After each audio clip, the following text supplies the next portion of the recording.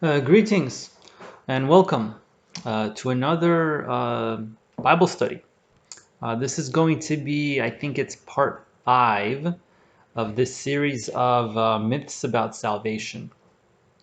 So here's my final point in this Bible study the final myth is that salvation is physical. That people expect physical blessings on earth. So they misunderstand the meaning of salvation. Salvation is an eternal thing. God promised you prosperity in heaven, in the millennium, in the future. He never promised you prosperity on earth or blessings or riches or anything like that. There's no promise like that in the Bible. Paul was not rich. Peter was not rich. Um, you might think they were like homeless men if you saw them down the street. So this whole name it and claim it ideology that you kind of see from maybe like the Pentecostal charismatic circle and maybe some others as well. Like some of that some of that ideology has probably trickled down into the Baptists as well, unfortunately. Um, this kind of like you know this gain is godliness, basically. That's the idea, and the Bible talks about that, how some people think gain is godliness. So being rich and wealthy is not some kind of indication of doing right or being blessed by God. Not necessarily. There's plenty of rich people that don't give God the time of day. There's wicked rich people. So you can't really look at that. Salvation is eternal. It's you have peace knowing that when you die, you are going to heaven. That's really ultimately all it is. Now that peace can have some kind of blessings on earth as well. Simply knowing that can bring you a state of peace and joy that allows you to have a more productive and happy life. That is true, and that's what it means to be a good Christian. A Christian should be happy and joyful and not depressed. And if you should be joyful. And but you're still gonna feel the same things everybody feels. You're still in this body of flesh, and you're still prone to the same um, problems and the same rules of what you call chance or just things that happen that are out of your control. Like, yeah, obviously God ordained them, but some things are just out of control. If you get in a car accident, that can happen to anybody. If you're a Christian and you don't drive drunk and you don't drink, then yes, the chances of you getting a DUI are zero, right? Because you don't, because you don't drink. So certain things you're just gonna are just not gonna happen. But other things like just getting in a car wreck or just your house burning down or anything like that, like you're not safe. You're just as in danger as everybody else, regardless of being a Christian, not being a Christian.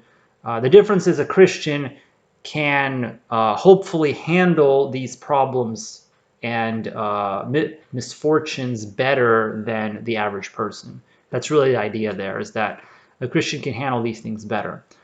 So do not expect some kind of physical salvation or some kind of jittery feeling, or so like people want experiences. Like I said, this is like a big thing in the Pentecostal charismatic circles, like the whole gain is godliness thing, trying to like wealth. You have these like millionaire pastors and all that. Like that's not in the Bible.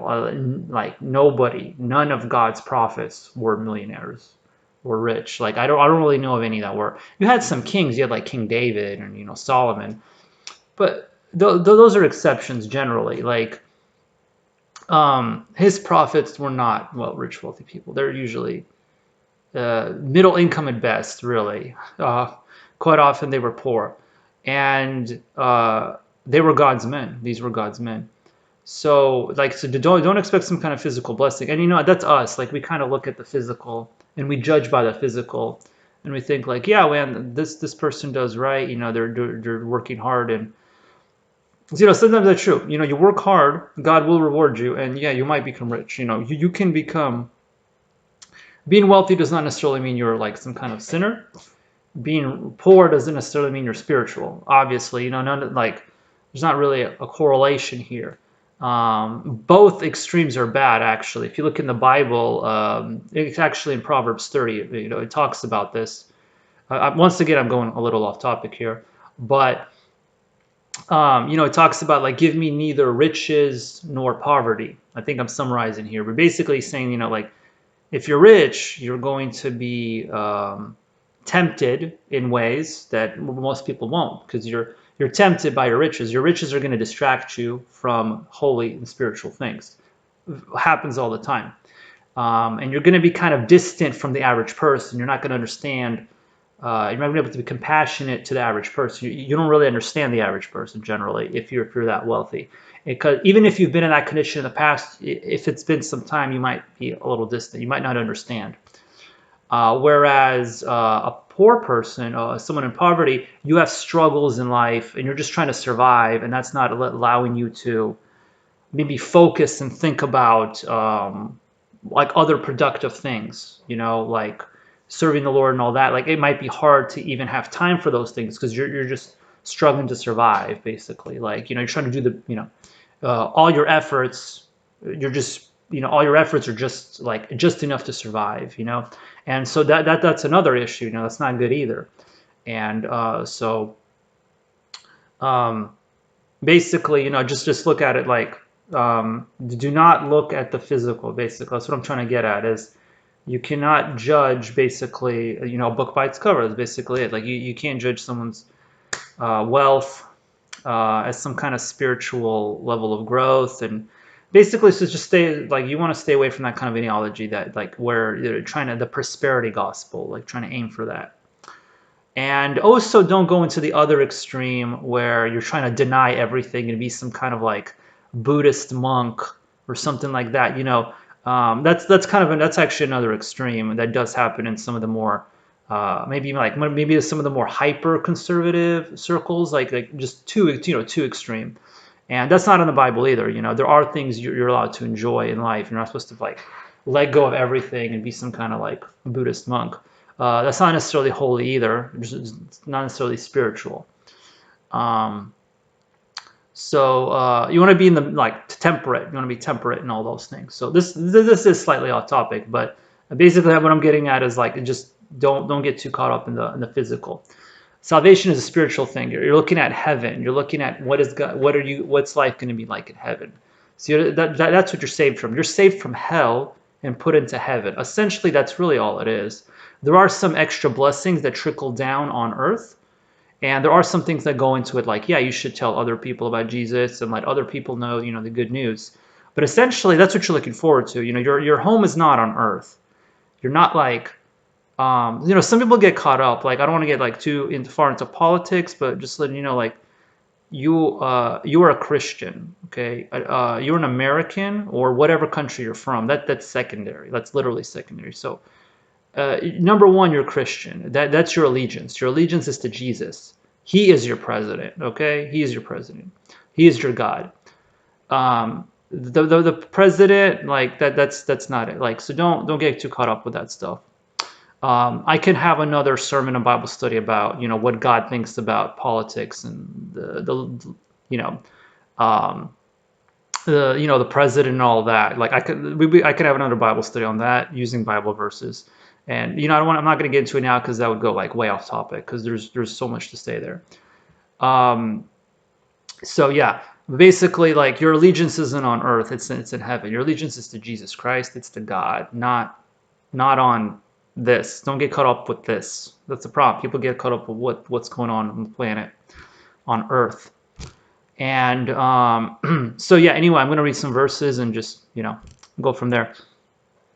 So basically the idea is one day you're going to have a spiritual body, okay? This is temporary. You're going to have a spiritual body in heaven. So first I'm going to read John 1:12. So John chapter 1, verse 12. So here we have John 1:12. What's it? Okay, I think I can read now.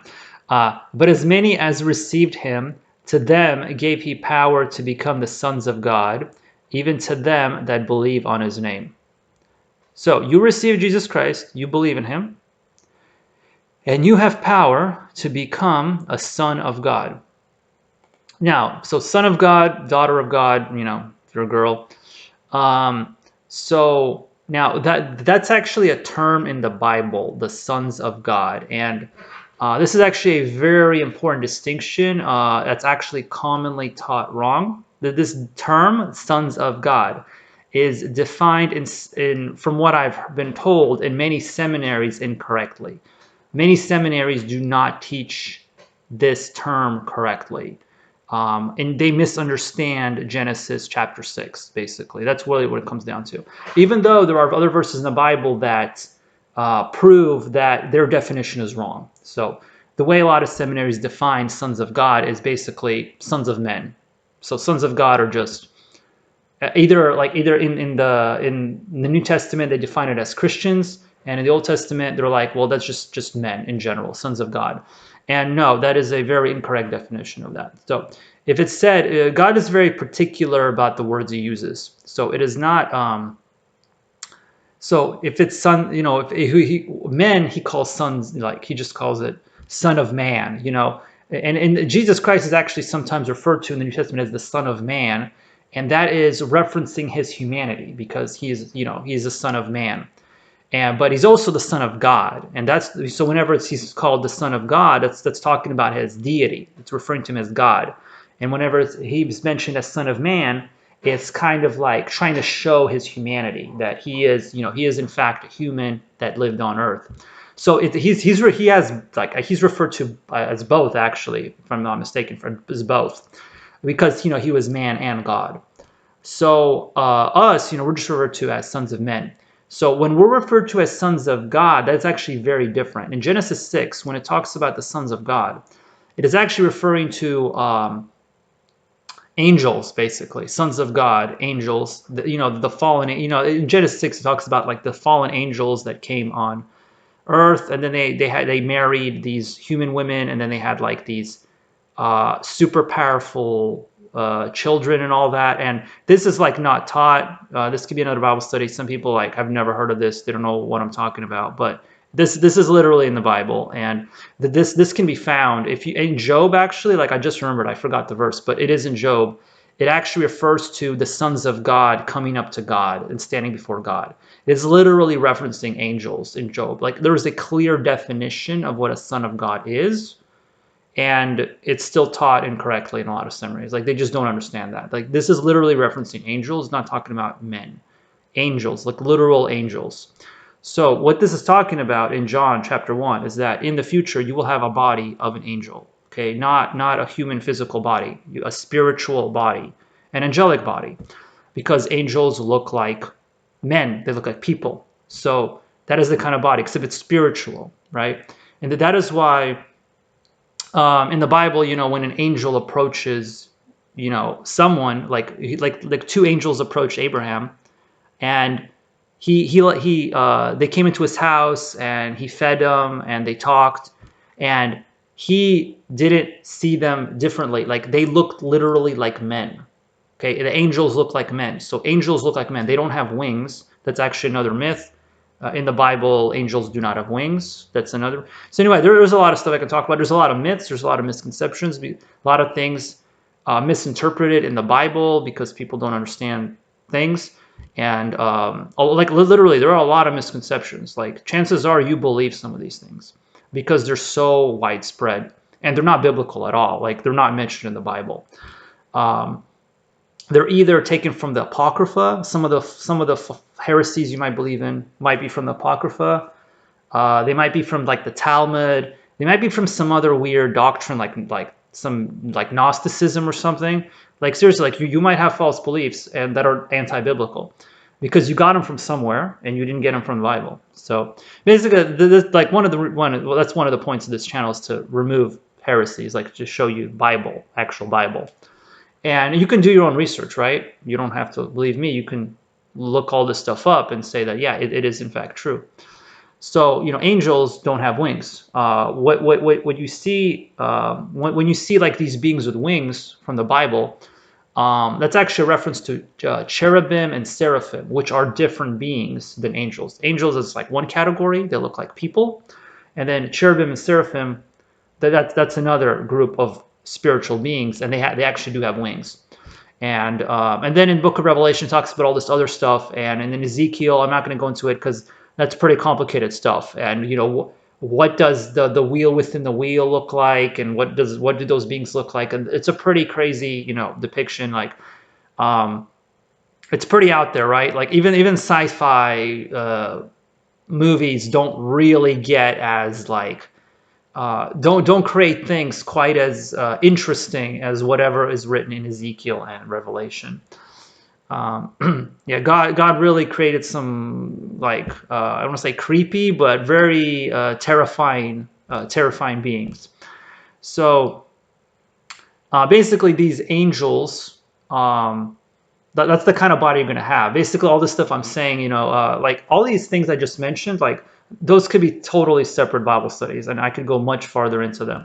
But right now, I just want to focus on the fact that, you personally, if you're saved, if you're going to heaven, if you trusted in Jesus Christ, you are going to have an angelic body one day. Not right now. Right now, this is flesh. You're going to have some angelic body in heaven, and I don't know what that's going to look like. Are you going to look the way you look like right now? Are you going to look differently? Are you going to have a different face, different body? I don't know. Like I can't, I don't know enough to say if that's what's going to happen, but you will have a new body, a spiritual body. So that's basically the key point there, is that this is what you're looking forward to. You don't want to be stuck on this planet, this earth. You want to be looking forward to the future. So you're going to have that angelic body. Now let's look at Romans 8:29. Let's see. Yeah. So Romans 8:29. See, power to become the sons of, yeah, like I said. So that's why I reference all these verses. I write them down, and you can check them later. Okay, Romans 8:29. For whom he did foreknow, he also did predestinate to be conformed to the image of his Son, that he might be the firstborn among many brethren. Okay, now here I just want to make a disclaimer. You want to be very careful with these verses because, this is one of those passages that Calvinists really, run away with the whole predestination, foreknowledge thing. You have to be very careful because, that is a doctrine that goes around Calvinism, and I didn't realize how widespread it was. I just thought it was some kind of fringe belief that a few people believed in, but apparently it's unfortunately rather common in some Baptist churches. A church might it's kind of strange how Baptists, like I know Presbyterians, that's like one of their main beliefs, Calvinism. But even Baptist churches, like I've actually looked up some churches, like, hey, I want to visit this church.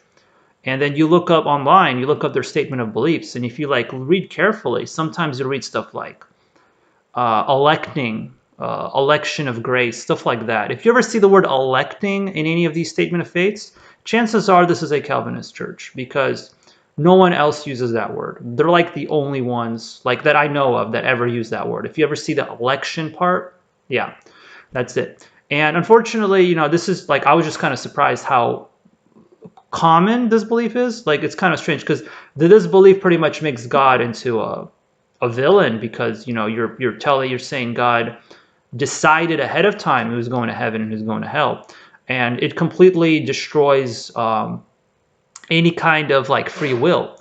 So yes, God is intelligent, he knows the future, he knows what's going to happen ahead of time, obviously, but to say that he made you do that's different. That's just completely removing your free will. You have free will, otherwise God's just evil, and all of this is pointless, basically. If you don't have free will, that's the point. You have free will, and you can decide. You choose Jesus. If he's forcing you, then what's the point? What's the point of all this? So yeah, I was just kind of surprised how widespread this belief was. So it is pretty serious. So yeah, even among Baptist circles, I was actually kind of surprised. And unfortunately, Calvinism is something that I guess, from what I heard, is a kind of attractive to more. It's more of an intellectual belief. So it's actually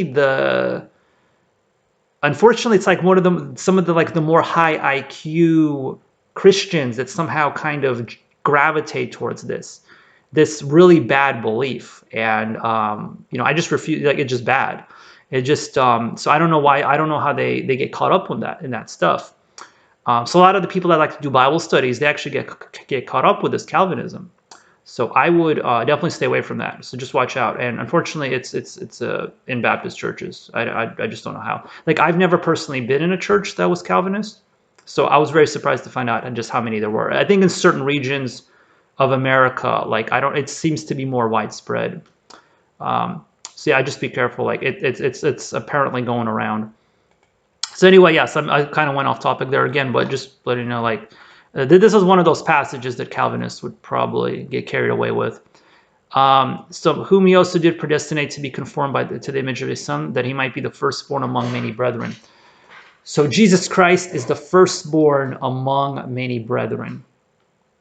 So basically it makes sense. Like, he is the Son of God, and we are like the sons of God, like lowercase, He is the first, he's the forerunner. But he is God, basically. And we're part of the family, and we just kind of follow along. So basically, just like you're going to have that same body. Like when Jesus Christ came back temporarily, he already had that spiritual body. When he ate with Peter and the other disciples, he already had that spiritual body at that point. And in the future, you will have this angelic body. So you're going to be part of God's family. So you're going to have that same kind of body. So he's going to be the firstborn among many brethren. So Jesus Christ is the firstborn, and we're right below him. So let's see, and also look like these are right. So that's kind of basically the idea of having the image of God. I mean, like, I don't know, some people don't believe this, but we're going to have the image of God. The image of God in Jesus Christ is to have that spiritual angelic body. What we have right now is not the image of God. So I know that's a belief that we are made in the image of God, but, well, here's the thing. Like, you don't have to believe this. It's up to you. You can do your own research. But when Adam was created, he had the image of God. Adam and Eve had the image of God when they were sinless. When they sinned, they lost the image of God. So it is possible that their appearance changed, their constitution, I guess their internal body structure might have changed after sinning, because they were not the same. Them being sinless versus them being sinful changed. That fruit that they ate could have changed their body. So I'm just letting you know, like, this is a real thing, and their appearance could have changed. I don't know, like, all the details. Obviously, I don't have them written in the Bible, but something happened. It wasn't just like, oh, we just became sinners. No, I think it went a little farther than that. That fruit, like, something they ate in there could have done a lot more than just made them sinners. There's a lot more to it. So that image of God could have been lost, in which case that makes perfect sense. So we are going to regain the image of God. So the image of God is having that angelic body. What we have right now, that's just like a weak version of it. It's not even close to what is supposed to be the image of God. So anyway, you can do your own research on that. Just letting you know. We'll have the image of God and look like Jesus Christ. So right, yes. So in the future, you'll have that heavenly appearance. And then, so finally, one last verse here, 1 John chapter 3, verse 1. So 1 John chapter 3.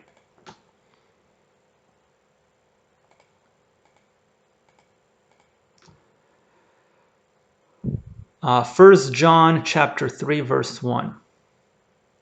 1 and 2. So 1 John chapter 3, verse 1. Behold, what manner of love the Father hath bestowed upon us, that we should be called the sons of God. Therefore the world knoweth us not, because it knew him not. Beloved, now are we the sons of God, and it doth not yet appear what we shall be, But we know that when he shall appear, we shall be like him, for we shall see him as he is. So that second verse in particular, very important, very intriguing. So yeah, first verse says, yeah, it doesn't appreciate Jesus Christ. It doesn't understand him. We're going to be persecuted because, we're followers of Jesus. They didn't understand him. They're not going to understand us. So yeah, obviously. And then, and it says, we don't know what we're going to look like. So that heavenly appearance. So when we see him, this is in the future, this is Jesus' second coming. First coming, it's over. The first coming of Jesus was when he died on the cross, but there's going to be the Jesus' second coming, which is like a really important one, obviously. And so we know that when he shall appear, we shall be like him. So right now we're not like him. We're not like Jesus. We don't have that heavenly spiritual body. But one day we will. We will be like Jesus Christ. And that's just amazing. So like this verse is a really cool one to really think about. So we shall see him as he is. So right now we don't see God. We don't, we're kind of blinded. We don't have that. Our spiritual eyesight's kind of limited. We can't really see that far. And in the future, we will see Jesus like he really is, and we will have that same kind of body in heaven. So that's amazing. So like I'm just saying, like there are verses in the New Testament that talk about this stuff. So just like don't get caught up in the physical. That's really what the point of this Bible study is. It's like don't get caught up in the physical. Like you're supposed to be looking towards heaven, and that body you'll have in the future. That won't be corrupt. That won't like I don't know what to talk about. Like you're just gonna you're not gonna get overweight. If you eat food, I guess you can eat food for the joy of it. I don't know. Like I can't explain. Like, are you gonna be able to walk through walls? You can fly. Like you can fly in outer space. You can do a lot of stuff, and you can't die. You're immortal. So it's pretty cool. Like I don't know. Like just I don't know. Just think about it. Like wherever your imagination takes you. But you're gonna have this immortal, heavenly, spiritual body that can probably walk through walls or something like that. So that's what you're looking forward to. This angelic body. This body right now, like no, it's gone. So like the superpowers, just think about that in the future. So anyway, these are just hypotheses. Like I don't know like the extent of our powers, as angelic beings. So yeah, so this happens. So just so you know, like it's in the Bible, and yeah. So let's see. Yeah, so I think I don't know. I think I'll just end it there. We're getting close to 30 minutes, and I think I said a good amount here. I think I'll add one more part to this video. I'm gonna have another one with just some more eternal security verses. So this is kind of actually going back to my first point. Kind of like an appendix video just on eternal security verses, because it's just such an important topic. So anyway. So yeah, don't lose track of stuff. Don't get too caught up with this world. Do what you need to do. To take care of your bills, your family, your responsibilities, and but just always remember, like you're serving God. You're not of this world. You have to live in the world. You have to talk to people and witness to them and all that. But you're not of like. You're in the world, but you're not of the world. Remember, you're out. You belong in heaven. That's your home. You are a citizen of heaven. And one day we'll be up there. We don't know when. Hopefully soon. But that's what you're looking forward to. Don't get too hung up on what's going on here. So anyway, with that, I end this video. So hope to see you next time.